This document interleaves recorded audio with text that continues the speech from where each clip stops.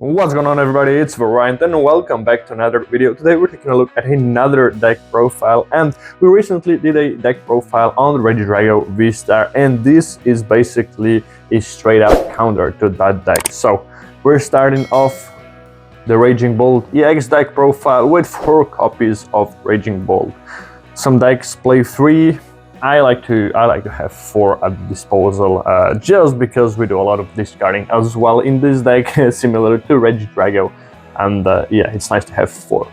Then we play 3 copies of Teal Mask Ogerpon, which allows us to accelerate energy in play that then we later, of course, discard with our Raging Bolts, and we can also use this as an attacker because, it's good for Charizard or some other dark decks. Then we play 1 copy of Slitherwing, which makes the matchups into electric Pokemon a little bit easier. Not that the Miraidon is a big problem, but the Thorns Dragapult can become quite a problem if you don't get this out in early enough and start swinging into the Iron Thorns. And then, of course, we play 1 copy of Iron Bundle as well, which is really nice, allowing us to move either the Iron Thorns or something else into the active, maybe a 2-prizer if an opponent left a 1-prizer in the active and he only has 2 prizers on the board. Then, for our support, of course, we play Radiant Greninja. We need to discard our energies so that we can, of course, saddle them back, and this is a great draw in any deck. Of course, Serendipity EX doesn't hurt to play. We play many 2-prizers, so another one doesn't change the deal. Same as Squawkabilly, and because this is really a turbo deck, we need the power of Squawkabilly and Squawk and Seize or Squawk and Squeeze or whatever, or Squawkability, whatever you want to call this ability, and it allows us to set up early and play well.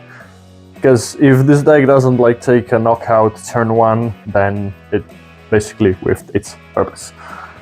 4 copies of Professor Sada, which will make sure that, of course, this doesn't happen, but you never know. Sometimes it can also be, and that's why we have also 1 Iono. We can disrupt our opponent, or if we have a Raging Bolt already set up and we don't need to use Sada, then maybe the Iono is a better option. And because we play 3 copies of Teal Mask Ogerpon, which means we will probably during 1 match we can fill it up and use Briar at the end to take a knockout against a Charizard, for example, or if we have taken a 1-prize knockout at the beginning. So that's not too shabby. Now, of course, we need to get all these basic Pokemon out, and that's why we play 4 copies of Nest Ball.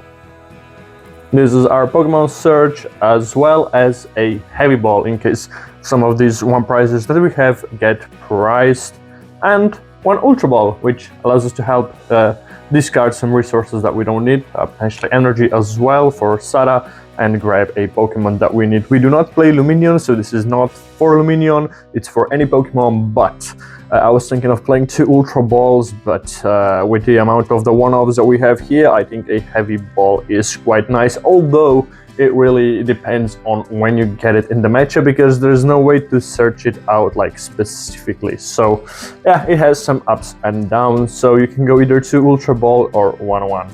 Then, of course, we play 2 copies of Night Stretcher. This is basically mostly for our Pokemon, because we don't play any Super Rods.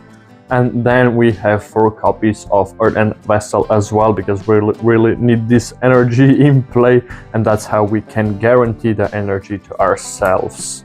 And then, of course, energy retrieval is because we discard the energy when we attack, so Sada is not enough to get the energy back in play. That's why we need the energy retrieval, so that we can Sada the Fighting and Lightning energy, and then energy retrieval the Grass energies, and then use the Teal Mask Ogerpon's abilities, and so on and so forth. So this is quite a vital piece of the deck.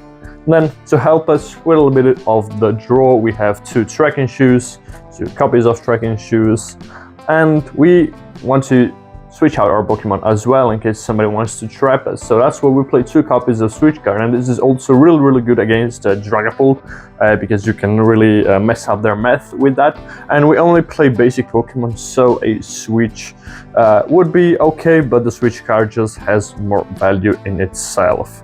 Now, as you could see, we don't play any bosses orders, and that's why we play 3 Pokemon Catchers and play with Luck, which usually I do not have, so we'll see if I'll be playing this deck in the future, but yeah, I was really hyped for this deck when the Raging Bolt was first announced back last year basically, but we didn't have good support in Teal Mask Ogerpon. It was only the Sandy Shocks.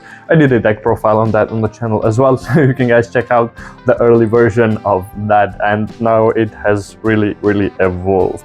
Now, without me moving away too much from the theme, we play 2 Pokegear as well, because we really rely on those Sadas, try to get those Sadas. We do see a lot of cards during our turn, so we might get to a Sada or a Pokegear, or that Pokegear might yield as a Sada. And we also play a Palpite because we discard a lot of resources as well as set, so Sada might also sometimes be one of them, especially with an early Squawkabilly.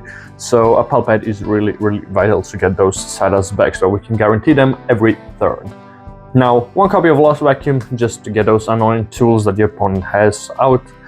It can be either a Stadium or a tool, but we do play Stadiums, so yeah, usually it's just for a tool.